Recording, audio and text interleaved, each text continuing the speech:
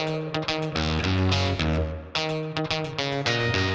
I'm Tom Stuker, the world's most frequent flyer, and today we're going back home from Sydney to San Francisco on United's Dreamliner 787. Every flight, if you're flying business or first class, will offer you some form of amenities. A lot of them are just thrown at you, literally, but some of the things you've got to ask for, so do your research. For instance, you might have to request a mattress pad, you might have to request the pajamas.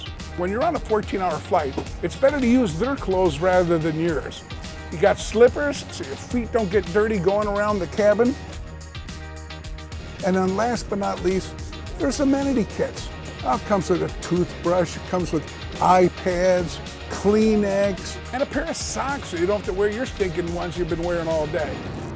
Now, me personally, I bring my own because any kind of jewelry, medications especially, you never put in your check bag, you always bring it on board.